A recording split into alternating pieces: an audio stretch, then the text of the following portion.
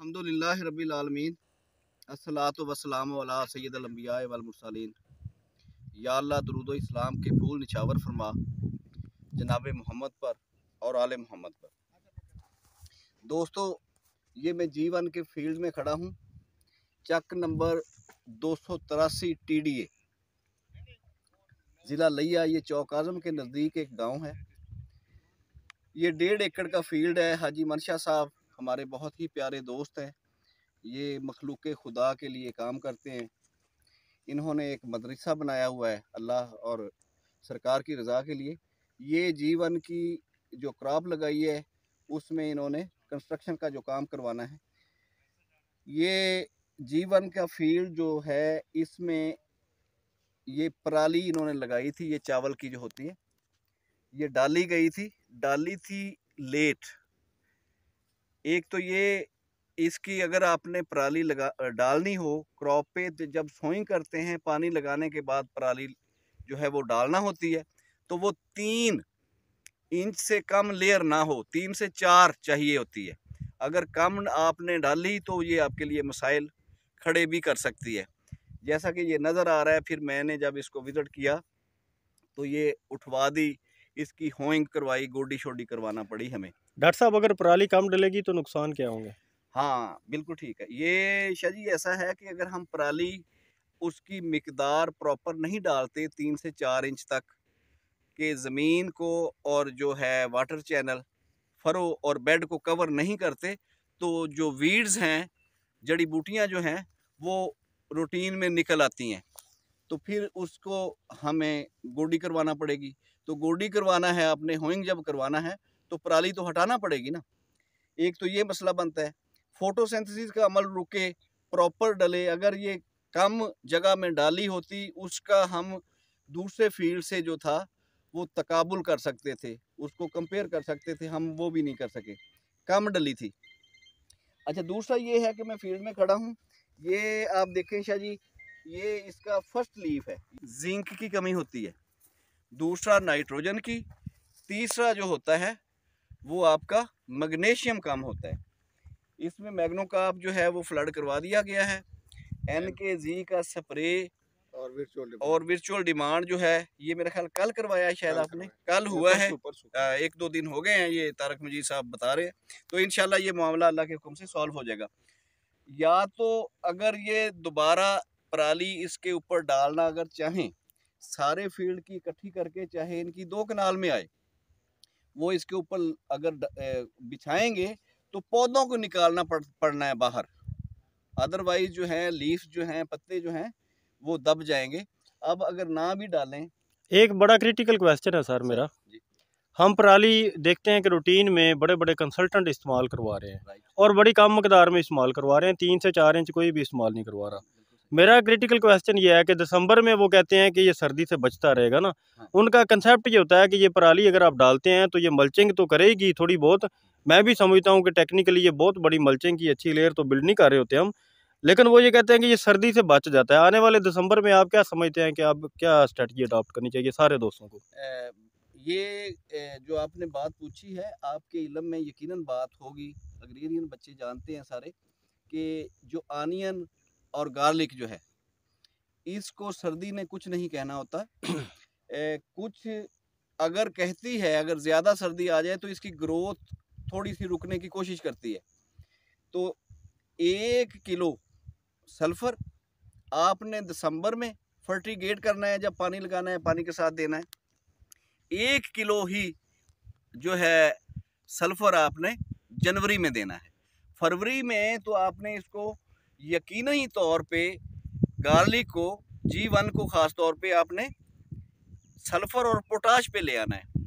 तो सल्फ़र और पोटाश को यूटिलाइज़ कैसे करना है, इसकी टोटल जो सल्फ़र की मिकदार इस्तेमाल होना है एकड़ में, वो आपने 6 से 8 किलो करनी है। 2 किलो आपने दिसंबर और जनवरी तक इस्तेमाल कर लिया, इससे पहले करने की अमूमन ज़रूरत होती नहीं है। बेहतर। अब जनवरी में आपके पास 6 या 4 किलो सॉइल टेक्सचर के हिसाब से आपके पास बैलेंस में पड़ा है।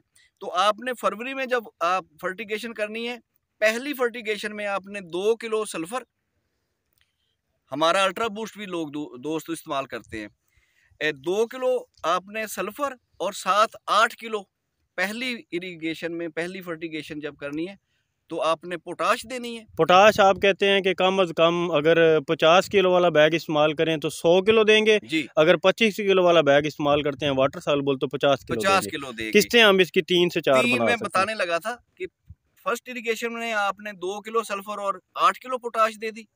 दूसरा जब आपने पानी देना है 2 किलो आपने इसको सल्फर देना है, साथ उसके 16-17 किलो जो है आपने पोटाश देनी है।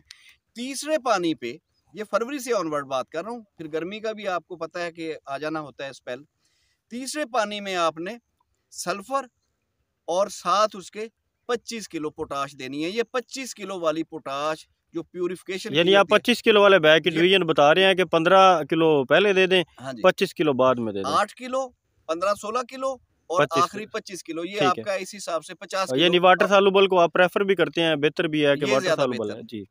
अगर आपने वो 50 किलो वाला देना है जी तो 16 किलो, 32 किलो और 50 किलो, ठीक है, वो 100 किलो पूरा हो जाएगा। 100 किलो आपका पूरा हो गया। ठीक है जी। तो अल्लाह के हुक्म से अगर आप सल्फर और पोटाश देंगे, जब आपने इसको रूट आउट करना है, हार्वेस्ट करना है, तो आपने इसको यकीनी तौर पे 5 से 6 दिन फील्ड में ही रखना है। लोग डरते हैं, ये ऑनियन जो है और गार्लिक जो है, इनका थोड़ा सा ही मामला डिफरेंस है।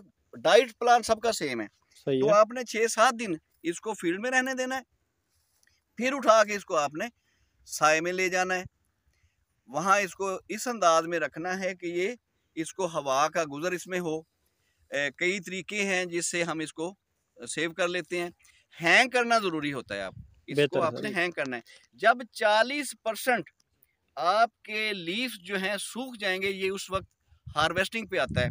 मैं सब दोस्तों से गुजारिश करता हूँ, 40% लीफ जब इसके ड्राई आउट हो जाएंगे बेहतर है जी। स्टैंडर्ड ये हार्वेस्टिंग का ठीक है एक में ये दोस्तों के लिए मैं असल में इंडिकेट कर रहा हूँ कि दोस्त समझ सके हम करना क्या चाह रहे हैं। हाँ, दोस्तों के लिए मैं हमेशा एक बात गुजारिश करता हूँ लाजमी, कि आपने जब इसको हार्वेस्ट कर लिया, इसको 5-6 धूप लग गई, फील्ड में रहा 5-6 दिन के लिए, फिर आपने इसको जब हैंग कर लिया, सोइंग जिस दिन की है आपने, आपको यकीनन 210 दिन पे पहुंचना चाहिए।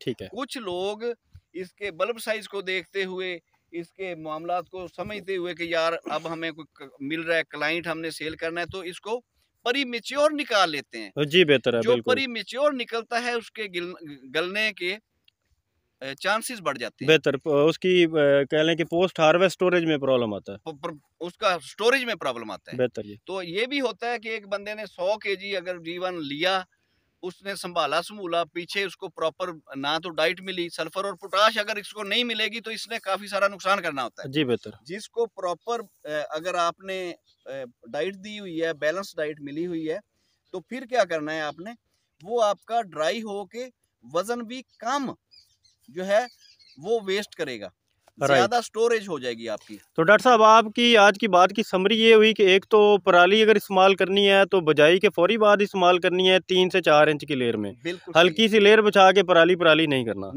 दूसरी बात ये आ गई आज आपकी कि इसके जो पत्ते लीफ ड्राई आउट हो रहे हैं, ये न्यूट्रेंट की वजह से हो रहे हैं, इस पर हम पहले भी बात कर चुके हैं। इसके लिए मैग्नीशियम, कैल्शियम और सल्फर के आपने इस्तेमाल की रिकमेंडेशन दी हुई है, राइट है। तीसरी आप ये बात होगी है कि इसकी हमने हार्वेस्टिंग 40% जब आप इसके पत्ते खुश्क होंगे फिर करनी है। 210 दिन की क्रॉप ये होनी चाहिए, पहले अर्ली मच्योर नहीं करनी है। उससे पहले आपने अगर पहले करेंगे तो वो प्री मच्योर यानी कह लें कि नाबालग फसल होगी, उसकी स्टोरेज में वो गलने सड़ने के मसाइल हमारे सामने पेश आएंगे। बिल्कुल सही कह रहे हो, राइट हो गया। अच्छा सर, इसमें एक चीज़ ये बताएं टेक्निकली, चूँकि गार्लिक और जीवन पे दोस्तों की तवज्जो काफ़ी ज़्यादा है। अभी दिसंबर के महीने में बारिशें भी होनी हैं, हो जाएंगी अल्लाह के फजल से, तो इस दिसंबर के महीने में ब्रीफ कर दें एंड में कि सर्दी का इस पे इफेक्ट जो होता है उसको हमने कैसे फेस करना है। आपने क्लियर तो कर दिया, समरी बता दें बस।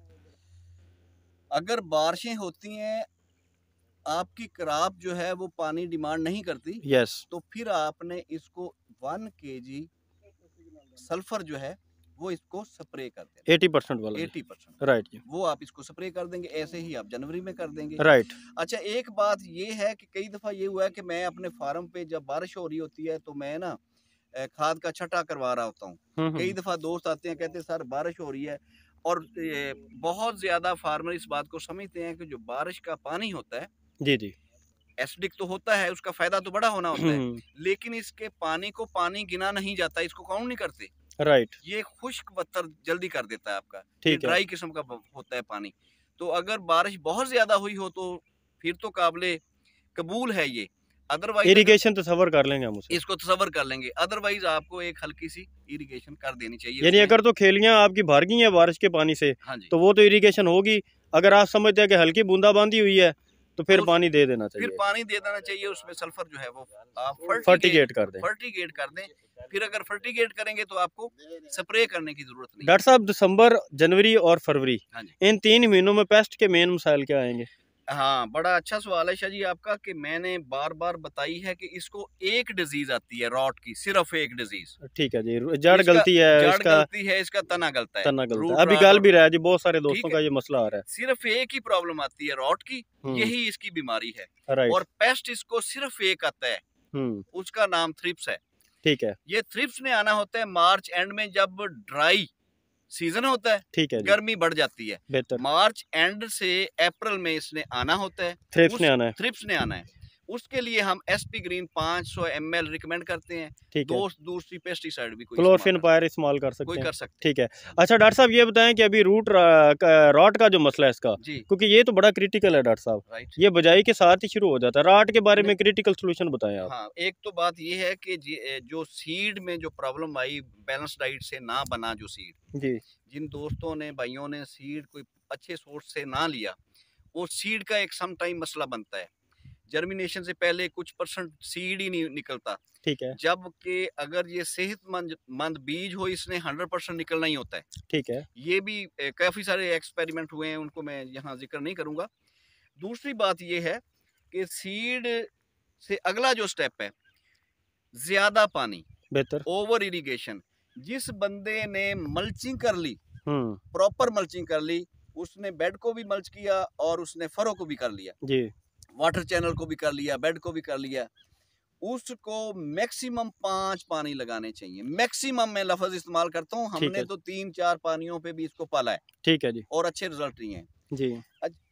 जो मल्चिंग नहीं करते तो वो ज्यादा पानी देने से, ओवर इरिगेशन की वजह ही इसमें रॉट का जो है सबब बनती है, इसके अलावा कोई मसला नहीं है। मेन मसला यही है कि रॉट जो है गलने सड़ने का जो मसला है, ओवर इरिगेशन से ही 99% चांस है कि उससे होता है, इसके अलावा कोई इसमें प्रॉब्लम नहीं आता है। एक बीमारी और एक हमने पेस्ट को डिस्कस कर लिया, ठीक है। इसके अलावा शाह जी इसमें कोई नाम, डॉक्टर साहब इसमें फंजीसाइड बहुत इस्तेमाल करते हैं दोस्त, ठीक है। मैंने देखा है कि फंजीसाइड के इस्तेमाल में दोस्त इतने परेशान होते हैं कि शायद 10-10 स्प्रे फंजीसाइड के कर देते हैं रॉट की वजह से। आपको पता है, आप जानते हैं कि जो सल्फर है ये फंजीसाइड है जी, फंजीसाइड भी है और साथ में रॉट भी है, ऐसे ही।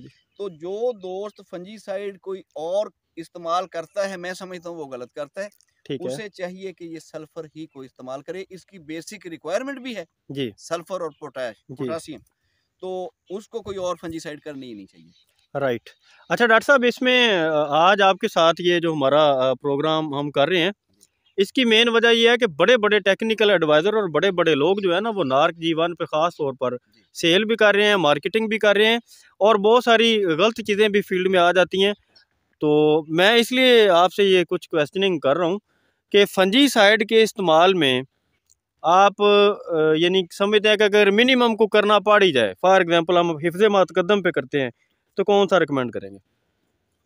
मैं तो सिर्फ जो फोस्टाइल एल्यूमिनियम है जी, मेरा ख्याल इलियट के नाम से है शायद जी, उसको रिकमेंड करूंगा। इसके अलावा मैं कभी किसी फंजीसाइड को जीवन पे आपकी निगरानी में बिल्कुल मैं एग्री करता हूं डॉक्टर साहब। मैंने भी दोस्तों के साथ यही रिकमेंडेशन दी होती है कि फोस्टाइल एल्यूमिनियम कर लें, नेटिवो जो बायर का है हिफ्ज़े मुक़द्दम के तौर पे कर लें, बड़ा अच्छा रह जाता है। चलें, इसके अलावा डॉक्टर साहब आपके रेफरेंस से वसातत से बताना चाहूँगा कि पोस्ट हार्वेस्ट में जो दोस्तों का मसला आता है ना, इसमें सिंजेंटा का प्रोडक्ट है स्कॉलर के नाम से, ये मैंने भी ट्रायल करवाया कुछ दोस्तों को, स्टोरेज में बड़ी मामनत फराम करता है, वो स्टोरेज का प्रोडक्ट है, यानी जब आप इसको अपरूट कर लेते हैं तो उसके बाद जब आप इसको हैंग करते हैं, लटकाते हैं, ड्राई करते हैं, तो उसी के बाद अगर आप स्कॉलर का स्प्रे कर लें तो ये पाकिस्तान में पहला पोस्ट हार्वेस्ट का स्प्रे है, खेत में नहीं होगा ये आज आपके प्रोग्राम के तवज्जुह से मैं आपकी इजाज़त से ये बता रहा हूँ कि स्कॉलर सिंजेंटा ने पाकिस्तान में लॉन्च कर दिया है।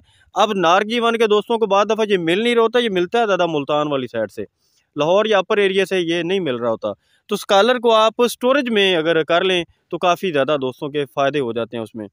तो डॉक्टर साहब पहले तो आपका बहुत मैं मशकूर हूँ, आपने मौका दिया, आपके पास हम आए, बहुत अच्छा वक्त गुजरा, बहुत सारी टेक्निकल चीज़ें भी यहाँ डिस्कस हुई। मैं उम्मीद करता हूँ कि दोस्तों को ज़रूर फ़ायदा होगा। आपसे गुजारिश है कि दोस्तों को थैंक यू बोल दें। बहुत जज़ाकल्लाह। शुक्रिया जी। खुशहाल किसान, सर बुलंद पाकिस्तान।